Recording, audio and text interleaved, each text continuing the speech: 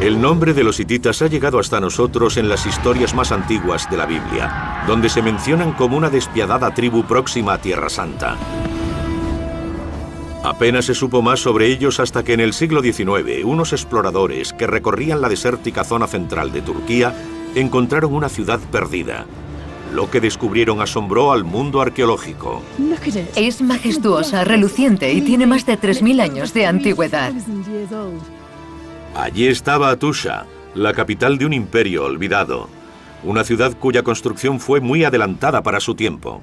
Me ha impresionado mucho. Algunas de las técnicas utilizadas aquí son muy similares a las modernas. Colgaba de altos barrancos y estaba rodeada de murallas inexpugnables. Se han encontrado pruebas de una pirámide gigantesca que rivalizaba con las del antiguo Egipto, una red de túneles secretos y un extenso templo en el corazón de la ciudad dedicado a dioses olvidados. Y vigilando desde las alturas una espectacular ciudadela real, hogar de una dinastía de reyes guerreros. Pero ¿por qué desapareció de la historia un imperio tan avanzado y poderoso? Nuestros investigadores han viajado hasta allí en busca de respuestas, con la intención de resucitar la increíble ciudad de Atusha y descubrir los secretos de los hititas. Este es el imperio perdido de la Biblia, el mundo perdido de los hititas.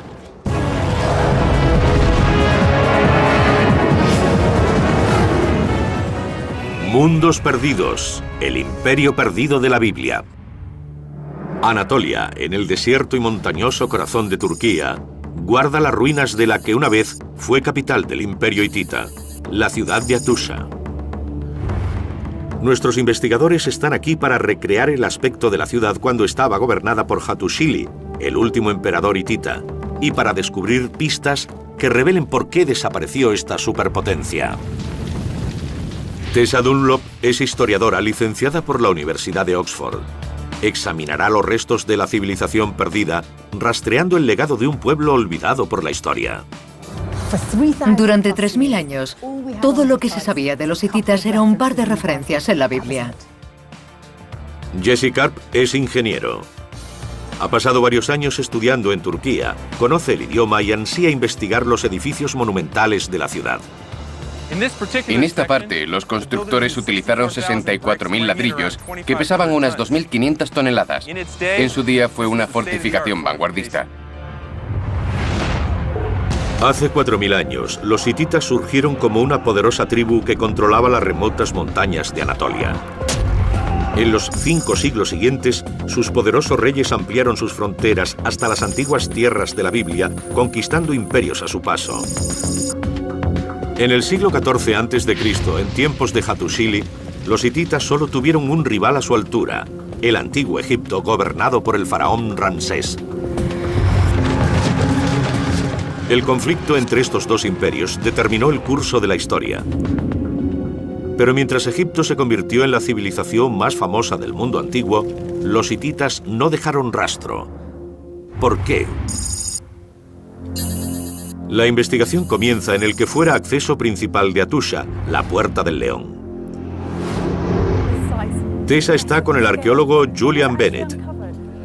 Quiere averiguar cuándo descubrieron los exploradores europeos este lugar, solo conocido por relatos de viajeros y leyendas locales. Debió ser muy emocionante descubrir una ciudad perdida, una ciudad hitita. Sí, y tan bien conservada.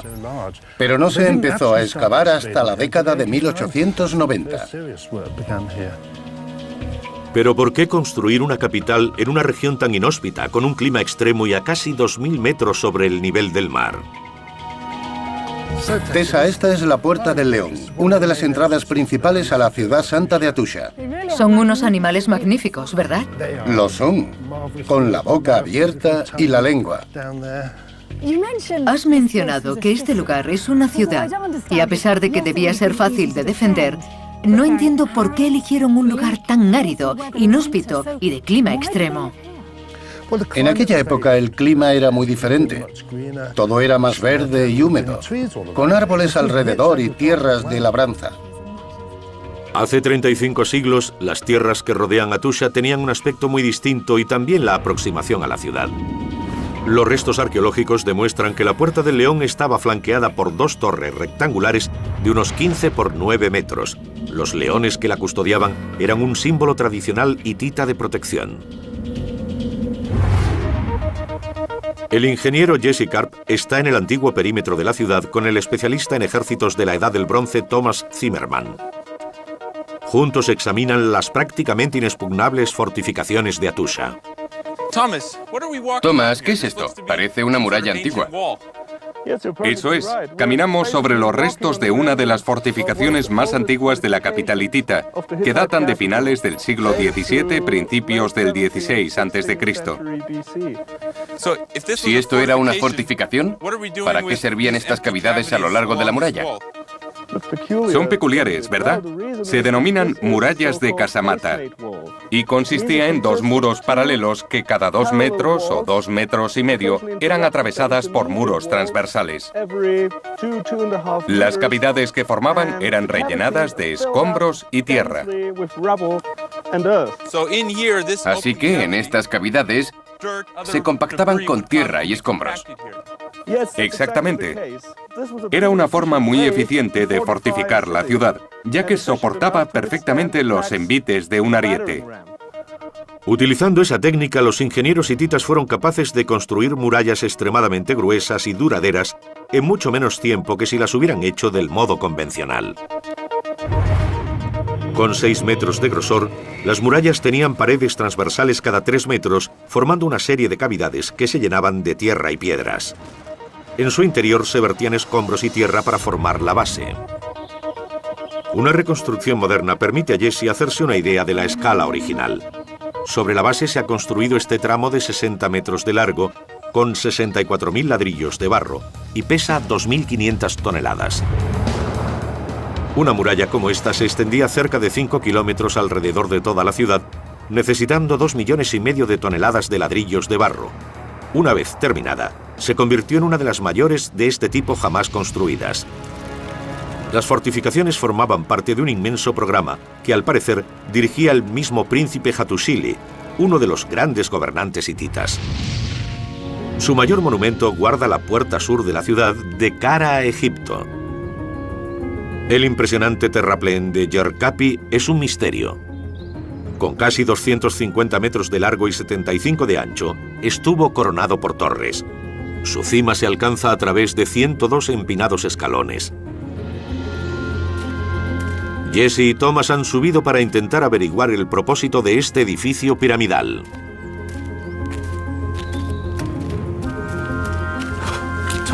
Thomas, esto parece la entrada de un edificio colosal. Así es. Esto forma parte de una construcción monumental del siglo XIII a.C., a finales del Imperio hitita. Estamos ante la llamada Puerta de la Esfinge, originalmente flanqueada por 2 esfinges monumentales. Aún se puede apreciar parte de ellas. ¿Se trataba de una construcción defensiva? Eso pensábamos, pero existe otra versión. Deja que te enseñe algo. Justo bajo el terraplén se abre un estrecho túnel de casi 100 metros de longitud. Es uno de los muchos que conducen fuera de las murallas de la ciudad. Impresionante. Se trata de un falso arco. Se ven las piedras clave perfectamente alineadas encima. Sí, soportan cientos o miles de toneladas de tierra, escombros y piedra. Parece una estructura muy resistente. Probablemente la construyeran sobre un molde de arena que luego retiraron. Exacto. También hay otro detalle interesante. Sabemos que el suelo estaba recubierto con una capa de yeso blanco para reflejar la poca luz que entraba por la puerta. ¿Para iluminar el camino? Sí. Se cree que estos túneles se utilizaban para la defensa de la ciudad y para lanzar ataques sorpresa contra los enemigos que intentaran asediarla. Pero desde abajo Thomas y Jesse se dan cuenta de que también podían servir a otro propósito. Se trata de una construcción impresionante, pero ahora que estoy aquí abajo, no me parece una fortificación. De hecho, parece invitar a la gente a subir hasta aquí. Es fácil de escalar. No parece muy defensiva. Exacto. No se trata de una construcción defensiva.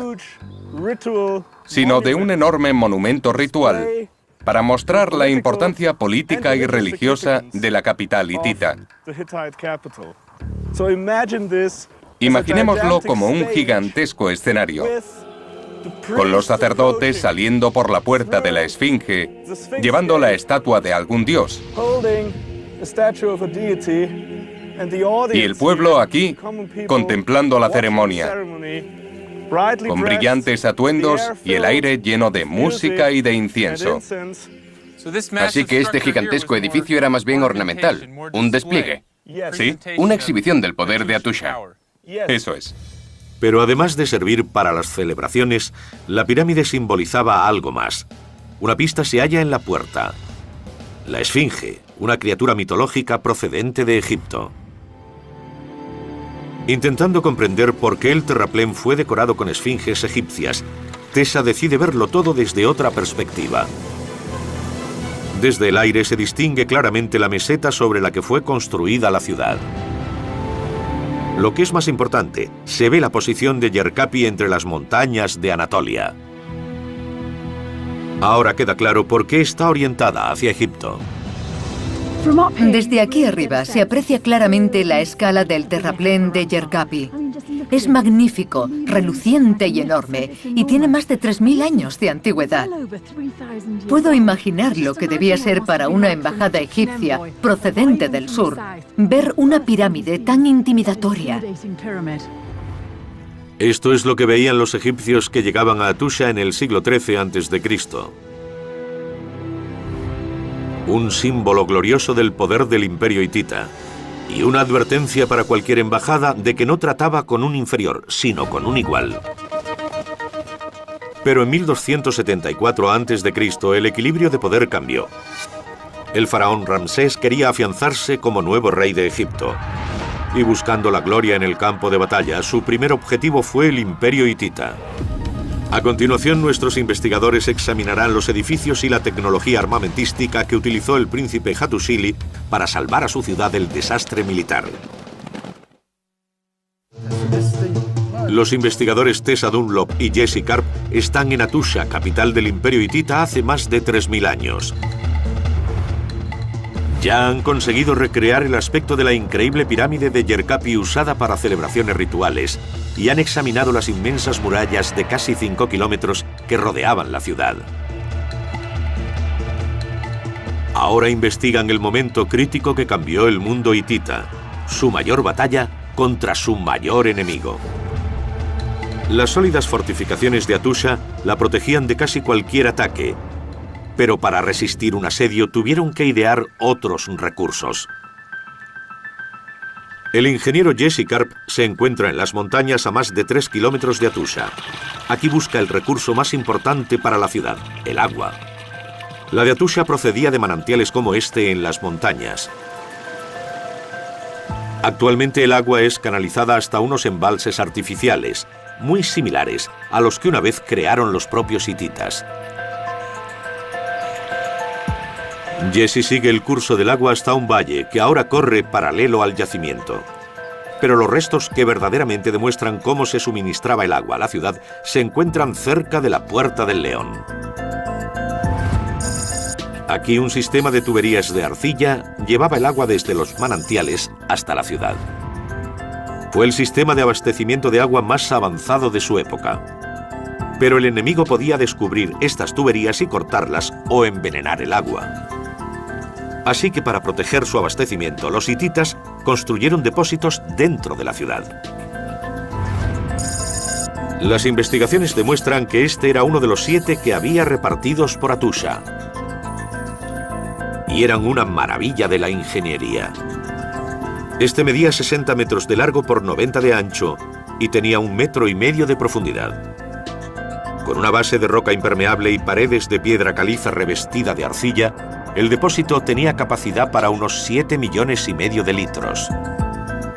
Suficientes para que una población de 10.000 habitantes resistiera un asedio durante 200 días. Con las defensas preparadas, el príncipe Hattusili dejó la ciudad en el 1274 a.C. Nombrado jefe del ejército hitita, marchó a enfrentarse a Ramsés, faraón de Egipto y el gobernante más poderoso del mundo antiguo. La disputa tenía que ver con las fronteras. El imperio hitita se había extendido rápidamente y ocupaba ricas tierras que Egipto reclamaba como suyas. En la ciudad fronteriza de Kadesh, los dos ejércitos se prepararon para luchar. Por primera vez en la historia del mundo, tenemos una gran batalla librada entre naciones. No se trataba de tribus ni de ciudades rivales, sino de hititas contra egipcios. Durante más de 3000 años, los únicos relatos conocidos de la batalla eran los grabados en los templos egipcios. Estos sostienen que Ramsés se hizo con la victoria.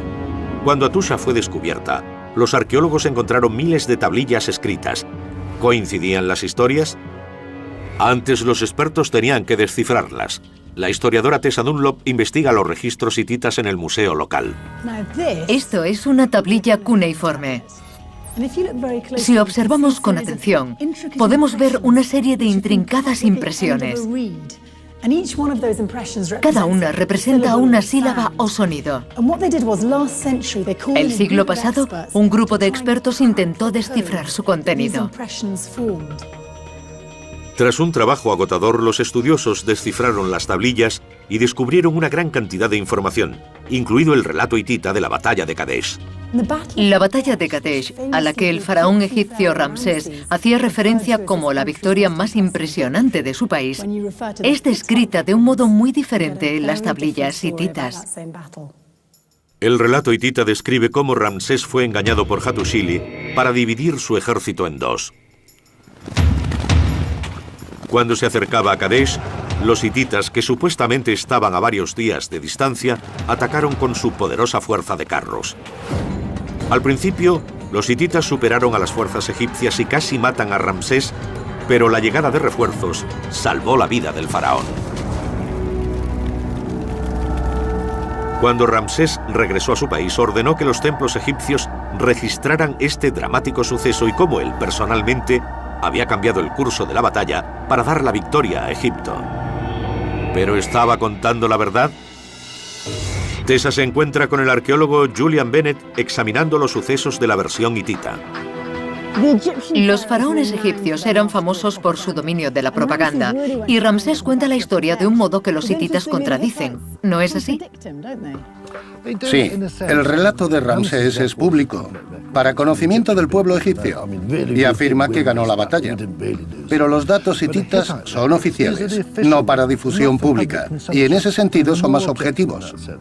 Entonces, a pesar de lo que dijo Ramsés, los egipcios fueron derrotados por el general Hattusili. Sí. La victoria sobre la potencia extranjera tuvo importantes consecuencias internas. Al salvar Kadesh de la carnicería egipcia, Hattusili se convirtió en un héroe nacional. Pero según los informes hititas, el rey, sobrino de Hattusili, molesto por el éxito de su tío, empezó a tramar su caída. Hattusili decidió actuar para romper el tabú más sagrado de la cultura hitita y hacerse con el trono. Y como han descubierto nuestros investigadores, sus acciones desembocarían en el proyecto de construcción más ambicioso jamás emprendido en Atusha. Nuestros investigadores están en Atusha, capital del Imperio Hitita, un pueblo mencionado en la Biblia, pero olvidado durante más de 3000 años. En Turquía, en las remotas montañas de Anatolia, ya han descubierto los secretos del gran éxito militar de los hititas. Ahora su objetivo es averiguar más del hombre responsable de todo, uno de los últimos y más importantes líderes del imperio, Hattusili. Las inscripciones nos dicen que los hititas tenían leyes muy estrictas sobre el derecho de sucesión al trono, uno de los motivos principales que mantenía unido al imperio. Pero en 1265 a.C., el príncipe Hattusili se lo arrebató a su impopular sobrino, el rey Mutuwali. Hattusili III era un hombre serio que estaba muy preocupado y convencido de que debía tomar el poder porque pensaba que era lo que hacía falta para salvar el imperio. A pesar del amplio apoyo a sus acciones, al derrocar al monarca legítimo y proclamarse rey, Hattusili había quebrantado una de las leyes hititas más sagradas. Y la penitencia por este crimen pudo ser el motivo de que decidiera reconstruir el templo de Hattusha.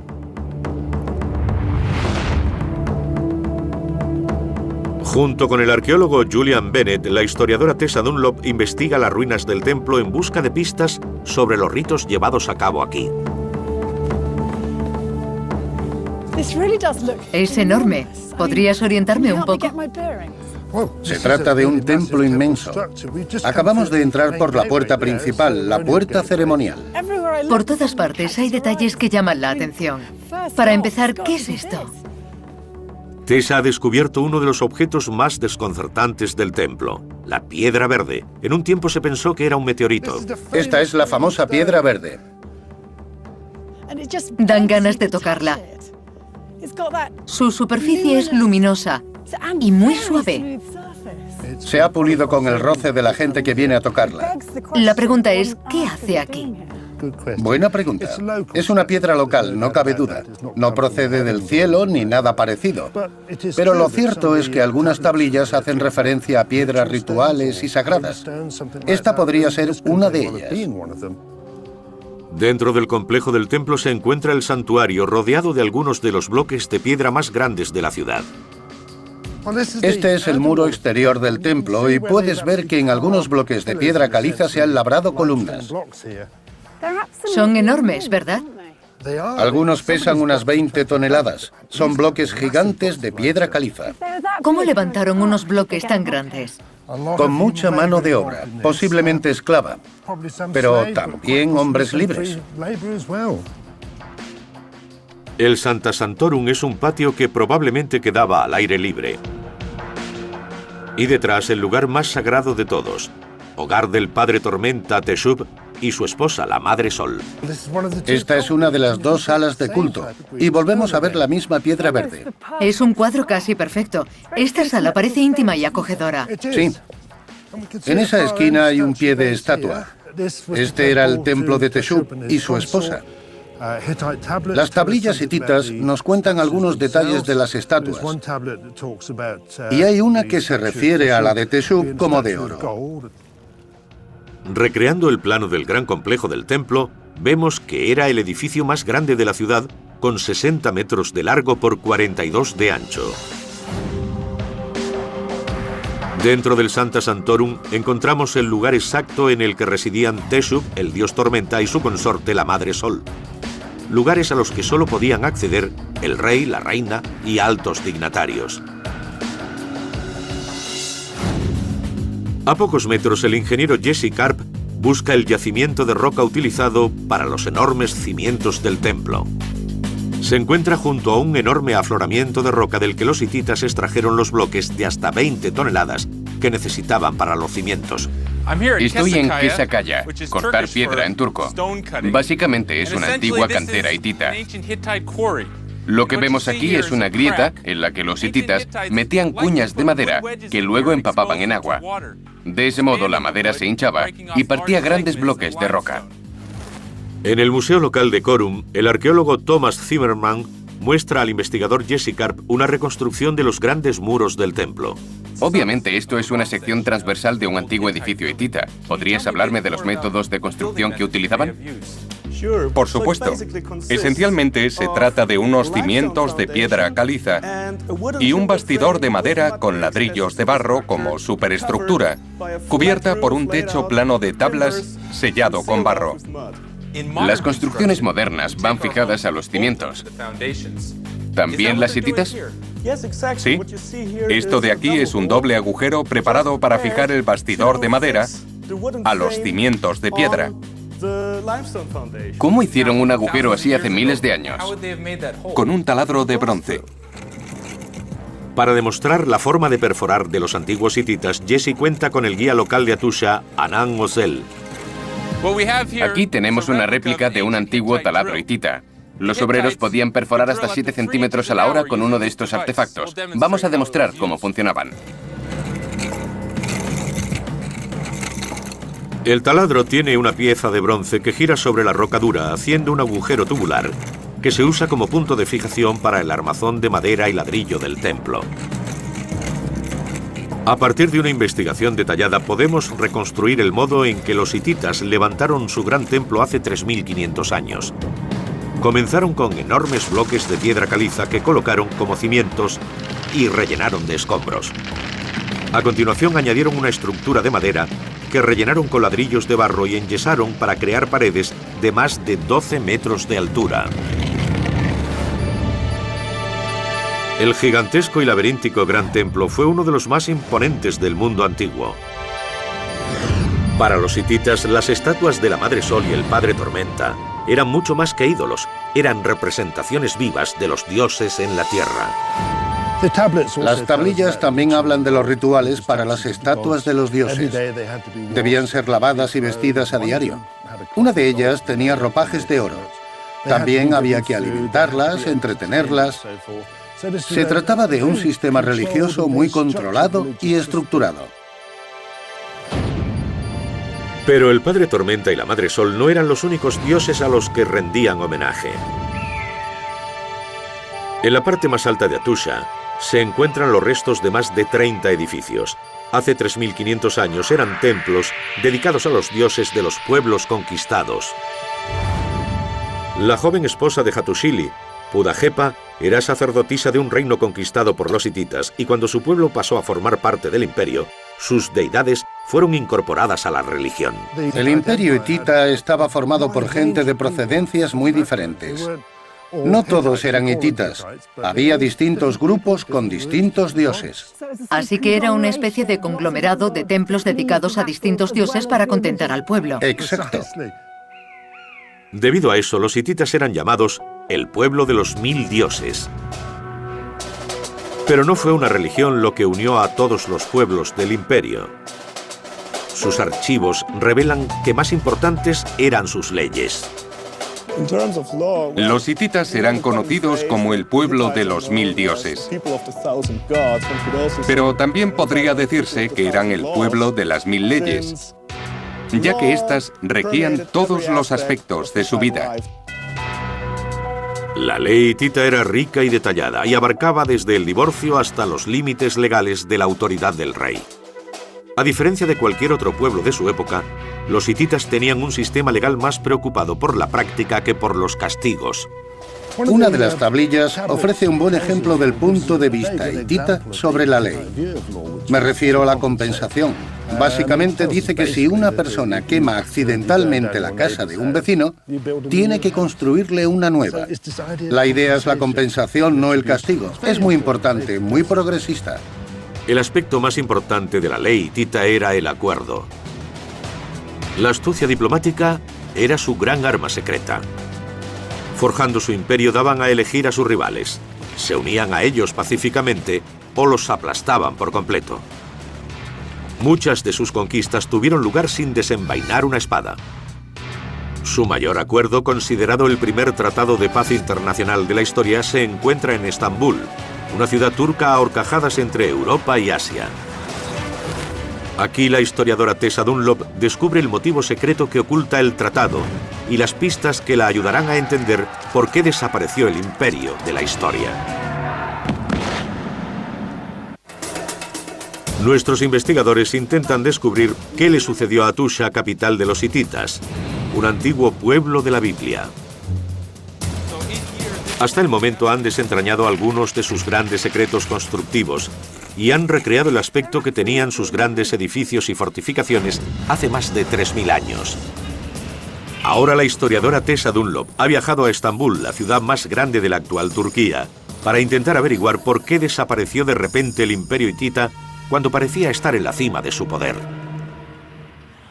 Estoy en el centro de Estambul, que a menudo suele citarse como la cuna de la civilización, pero en realidad el primer imperio unificado políticamente en Anatolia, que ocupa la mayor parte de la actual Turquía, fue el hitita. Obviamente ellos nunca llegaron hasta Estambul, entonces no existía, pero ahora muchos de sus grandes tesoros están aquí. Estambul es una ciudad de contrastes situada entre Asia y Europa. En medio del bullicio, Tessa se dirige al Museo Arqueológico de la ciudad, un santuario de tranquilidad que alberga lo que muchos consideran uno de los documentos más importantes jamás escritos. Es el Tratado de Kadesh, firmado 16 años después de la gran batalla entre los imperios hitita y egipcio. Tessa se ha reunido con el profesor Ali Dinchol, uno de los principales expertos mundiales en el imperio hitita, para averiguar más. Profesor Dinchol, este es el Tratado de Kadesh, pero me pregunto, ¿por qué se firmó tanto tiempo después de la batalla? Solo después de que Hattusili estabilizara los sucesos políticos de Anatolia, pudo firmar un tratado de paz con Egipto. Es decir, que Hattusili tuvo que reforzar el panorama nacional antes de dedicarse a la política exterior. Sí, ¿Funcionó el tratado? sí. No hubo más agresiones hasta la caída del imperio hitita. El Tratado de Kadesh trajo la paz entre las dos superpotencias de la época. Con los egipcios como aliados, el imperio hitita tenía poco que temer del mundo exterior. Pero dentro de sus fronteras amenazaban nuevos peligros. Tras alterar por la fuerza la línea sucesoria para proclamarse rey, Hattusili se había labrado poderosos enemigos que querían el trono para ellos. Para proteger a su familia y a sí mismo del peligro, inició un ambicioso proyecto de construcción, una espectacular ciudadela real.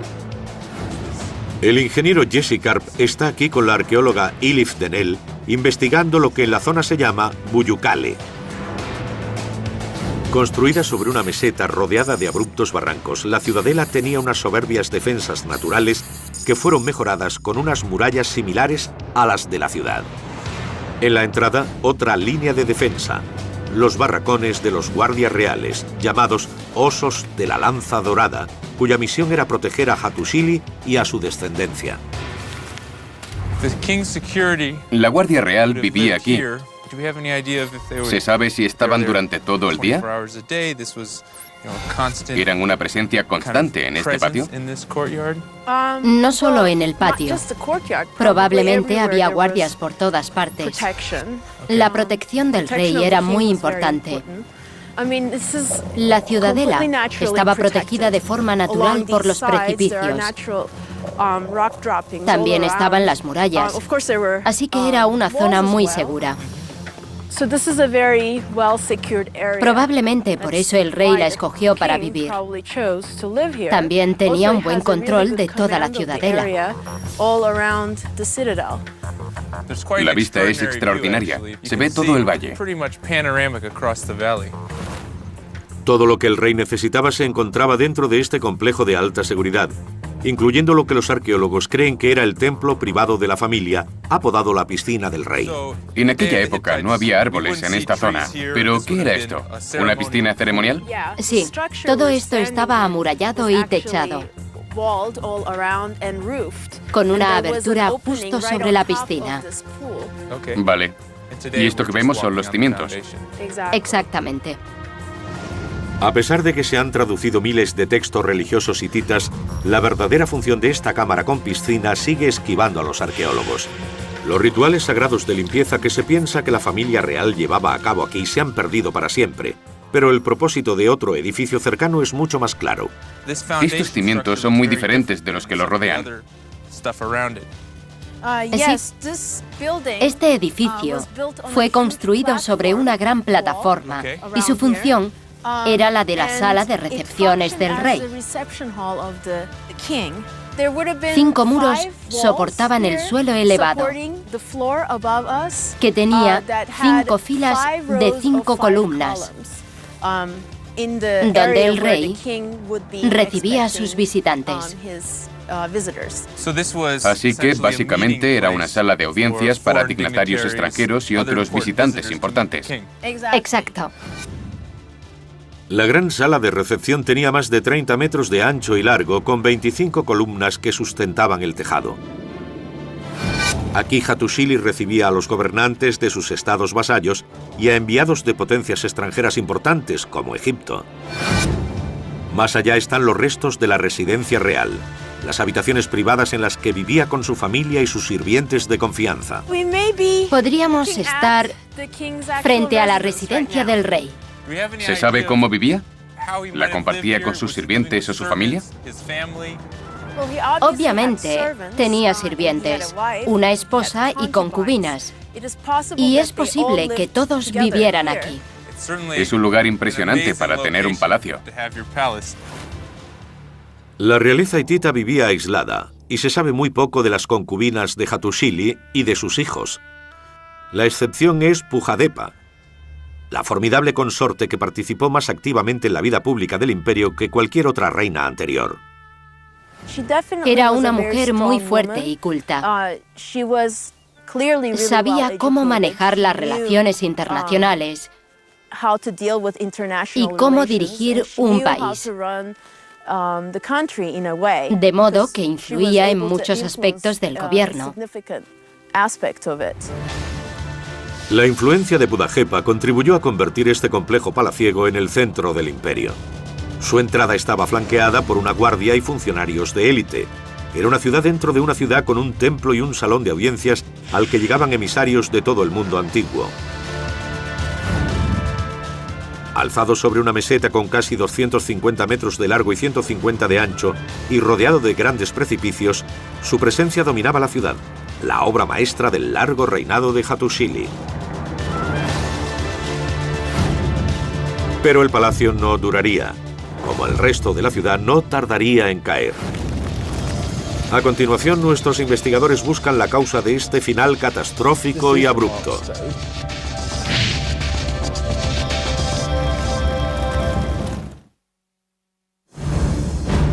Nuestros investigadores se encuentran en Hattusha, la ciudad perdida de los hititas. Exploran sus monumentales edificios para averiguar por qué desapareció de la historia esta ciudad hace más de 3000 años. El ingeniero Jesse Karp está a 1,5 kilómetros al noreste de la ciudad con la arqueóloga Elif Denel. Juntos recorren el hermoso santuario de piedra de Yasilikaya, cuya construcción se piensa que fue ordenada por el rey Hattusili, uno de los últimos y mejores gobernantes hititas, y su esposa Pujadepa. Estamos entrando en el santuario al aire libre de Yasilikaya. Esto es impresionante. Hay relieves e inscripciones en todas las rocas. Los relieves representan a dioses y diosas. Los dioses a este lado, las diosas a la derecha. ¿Sabemos por qué fueron representados aquí? ¿Cuál era su propósito? El santuario está dedicado al dios Tormenta. Se trata de una procesión de dioses y diosas hacia una figura central, el dios Tormenta. Esto es un panteón que Pudajepa, la tercera esposa de Hattusili, trajo de Salesia, al sur del imperio, cuando vino a casarse con el rey. Pujadepa intentó unificar a los 1000 dioses del imperio en grupos más sencillos de dioses similares. Esto parece ser un intento de unificar el imperio, pero fuerzas mayores influyeron en su división. El esposo de Pudajepa, el gran rey Hattusili III, vencedor de la batalla de Kadesh, murió en 1237 a.C. Su última morada nunca ha sido hallada. Pero en el antiguo santuario de roca de Yasilikaya hay una cámara funeraria que fue cavada por orden de su nieto. Se accede a través de un estrecho pasadizo tallado en la roca. Y aporta una pista importante de la desaparición del imperio, ya que es el último monumento construido por el pueblo de Hattusha. ¿Qué tenemos aquí? Nos encontramos en un santuario de roca construido por el nieto de Hattusili III, el último rey hitita. ¿Significa eso que el imperio estaba en declive? Sabemos que el imperio cayó durante el reinado del nieto de Hattusili. Por las inscripciones de la cámara, los arqueólogos han deducido que el imperio hitita llegó a su fin inesperadamente 3 décadas después del reinado de Hattusili. Para conocer más pistas de por qué su nieto fue el último rey hitita, Julian Bennett lleva a Tessa hasta una inscripción casi invisible llamada Nishantash. ¿Qué es Nishantash? Nishantash quiere decir piedra marcada en turco, y aquí tenemos la piedra. Para aquellos que no pueden descifrarla, ¿qué dice? La inscripción se lee de derecha a izquierda y nos habla de las victorias y conquistas del nieto de Hattusili. Pero muchas de las batallas mencionadas en Nishantash no eran para ampliar las fronteras del imperio, sino guerras civiles. Los sucesores de Hattusili lucharon por mantenerlo unido. Jesse Karp sigue buscando más datos sobre el final de Hattusha. Y se encuentra con Ilif Denel en las ruinas del Archivo Real. Albergó miles de tablillas de arcilla. Su conservación accidental nos proporciona la clave de lo que le sucedió a la ciudad. Aquí se encontraron miles de tablillas de arcilla quemadas. Un incendio hizo que el techo se derrumbara y el edificio se convirtiera en una especie de horno. Existen pruebas que lo demuestran. Esto es un trozo de ladrillo quemado de la pared del edificio. Si el tejado se derrumbó, el edificio debió acumular una gran cantidad de calor. Exacto. El hecho de que las tablillas se conservaran hasta nuestros días es una indicación de cómo la ciudad llegó a su fin o por qué fue abandonada. Sabemos que el incendio ocurrió en torno al momento en que fue abandonada. Si fue antes o después, no está demasiado claro. No solo los archivos, sino el glorioso palacio de Hattusili y muchos otros edificios fueron consumidos por un gran incendio que arrasó la ciudad. ¿Pero cómo empezó? Los arqueólogos no han descubierto pruebas de que las inexpugnables murallas fueran superadas por un enemigo extranjero, lo que apoya la teoría de que el incendio fue provocado cuando los hititas se volvieron unos contra otros. En mi opinión fue un problema interno, alguna especie de conflicto, quizás una guerra civil. Y un grupo determinado en un intento por hacerse con el poder arrasó el imperio.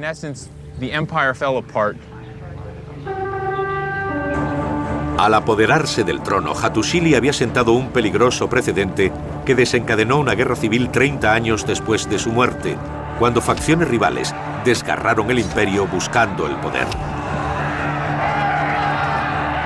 Con la capital abandonada y sin un rey lo bastante fuerte para imponer la unión, la región se sumió en el caos.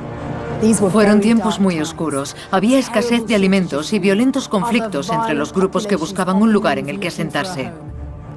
Pero aunque Hattusha desapareció casi de la noche a la mañana, los restos de la civilización hitita perduraron. En el siglo XII a.C., la Puerta del León fue la entrada principal de Hattusha. Y en el arte hitita, los leones siempre fueron uno de los símbolos más populares. 4 siglos después, los descendientes de este pueblo siguieron esculpiendo estatuas de leones casi idénticas en Canaán, la tierra de los hititas de la Biblia. Este león data del siglo VII a.C., 400 años después de la caída del imperio en Hattusha. Y recuerda a esos leones que flanqueaban la puerta del león de la ciudad. Eso se debe a que, a pesar de que el reino original desapareció, los llamados neohititas siguieron viviendo en otras partes de Siria, lo que concuerda con las referencias bíblicas sobre las tribus cananeas que existían junto a las israelitas en tiempos del rey David. Cualquiera que sea la verdad sobre sus menciones en la Biblia, lo que está claro es que el pueblo que ahora conocemos como hititas construyó la ciudad más extraordinaria jamás descubierta en Oriente Próximo. Una ciudad que alcanzó la cima con el reinado de Hattusili y presumía de monumentos como el terraplén de Yerkapi, el gran templo del dios Tormenta y la ciudadela real. Sin embargo, todas las medidas de seguridad no fueron suficientes para proteger a la dinastía de Hattusili de las consecuencias de haberse apoderado del trono. Y en el curso de una generación, Hattusha se convirtió en un mundo perdido. Una ciudad y una civilización que solo ahora hemos podido recrear, 3000 años después de que desapareciera.